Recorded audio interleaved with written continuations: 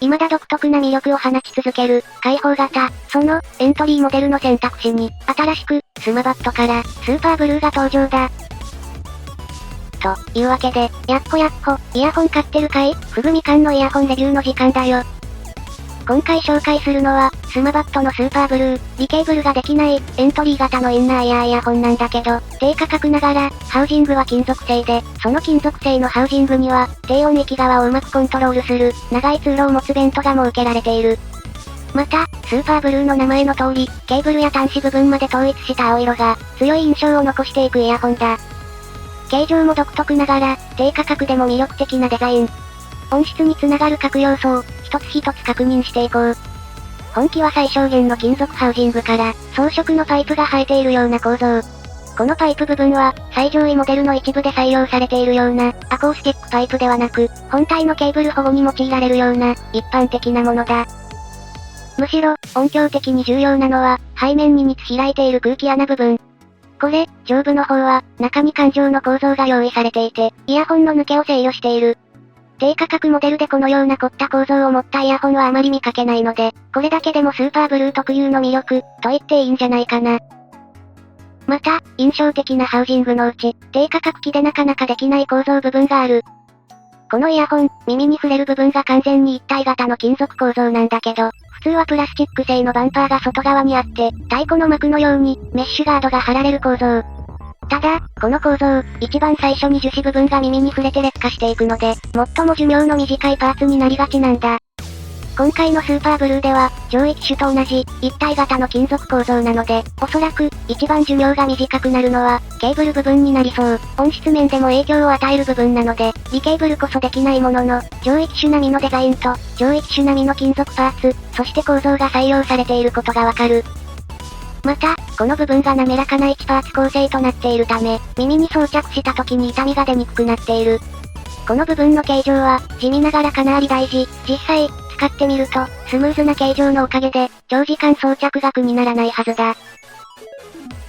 本体直付けのケーブルは、基本的には細くて頼りない。こればっかりはしょうがない。が、ケーブルのより太く、信頼感のあるイヤホンはいくつかある。デザイン性と取り回しを重視したのかもしれないな。この価格ながら、分岐部分などにはしっかりと金属部品が使用されており、そういったところの高級感は価格以上に感じたぞ。低価格モデルながら、特に、耐久年数の間、しっかりと使えるように、ケーブル以外にはクラス以上のコストが割かれていることがわかる。それだけに、だったらケーブルもせめてリケーブル可能にして欲しかったが、よりライトで、リケーブルの知識がない層を狙った商品である、とも感じるな。マニア的にはやっぱりリケーブルできるようにしてくれているとものすごくありがたいんだけど、ターゲットになってないから仕方なし。そんなわけでお手頃お手軽スマバットな新モデル、スーパーブルーの音質について。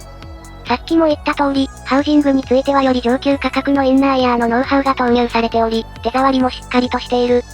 となると、コストカットの影響はドライバに出てそうなんだけど、安心してほしい。ドライバもしっかりとチタンコートされた 14.5mm ダイナミックドライバー。チタンコートは、最近では安価なイヤホンでも採用されるようになってきたものの、もともと、エントリーよりも少し上のグレードを選択すると採用される例が多かった振動板で、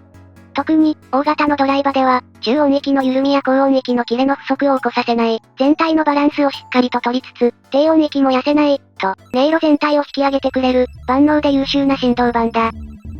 その、チタンコート振動板を使用した、スーパーブルーの音色なんだけど、満足。同価格帯のライバルに比べて、よりしっかり作られたシェルの特性がそのまま出ている印象を受ける。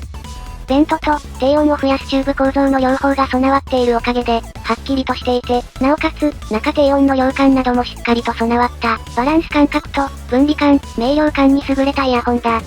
音は硬くなったり、抜けが良くなりすぎて乾いたような音にもなっておらず、しっかりと楽しむことができるようになっている。空間も広く、位置関係も把握しやすい。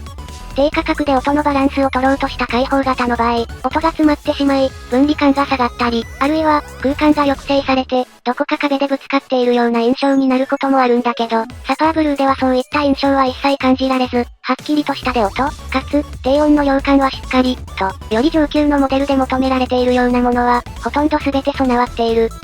強いて言うならば、ケーブルの貧弱さから来る、音を重ねた時の圧力が少し足りてない感じはあるだろうか。こればっかりは本当に価格の壁のギリギリ限界にぶち当たっているレベルなのでしょうがない。倍出すからリケーブルさせてくれない？そう思っちゃうくらいにしっかりしている。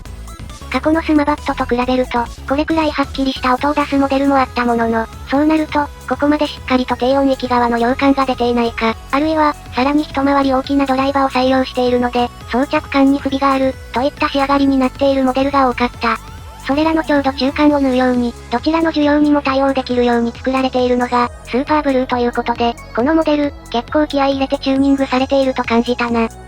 インナーイヤーならではの、高質な響き、抜けの良さはしっかり備わっていて、同価格帯の樹脂ハウジングのライバルと比べて、しっかりと音色の角が立っているのが魅力だ。また、同様に金属ハウジングを採用するモデルもあるんだけど、ここまでしっかり高質な表現と、低音表現を両立しつつ、全体の分離感も備えているモデルとなると、なかなか名前が上がらない。このチャンネルで、発売時から初心者向けとしておすすめしてきた、ナイス HCKEB2S なんかはしっかりとライバル関係になるだろう。EB2S は、こちらと比べて、より太く、量感を感じられる音色が魅力なんだけど、一方で、EB2S よりもスーパーブルーの方が、分離感と、空間の奥行きに優れ、よりソリッドな音色から、EB2S よりも少し感触寄りになった範囲をカバーできる。スカッと抜けるような音が好きだったら、スーパーブルーの方がおすすめとなるな。ただし、EB2S は、スーパーブルーよりも太くて信頼性のあるケーブルを採用しているので、将来的な耐久性で言うと、EB2S の方が長く使えそうな感じもある。本機は、ビジュアルにこだわって、ケーブルの色にまで青を取り込んだ、非常に美しいイヤホンであるものの、一方で、ケーブルの細さが唯一の弱点でもある。これは好みにもよるが、音質にも影響を与えているので、この、リケーブルできない細い青色のケーブルが、本機のミソにして、低価格の最後の壁、伴っているな。スーパーブルーは、誰にでもおすすめできて、特に、低価格インナーイヤーで多く見られる、他社の衣装をそのまんま何食わぬ顔で持ってくるイヤホンに辟易している人に、安心しておすすめできるデザインの一台だ。もしかしたら、こいつも何かに似せているのかもしれないけれど、少なくとも、寸法まで丸々持ってきてるわけではないはず。多分。といったところで今回はここまで、ライトに使えて印象的で、実力もある、評価に値するモデルだぞ、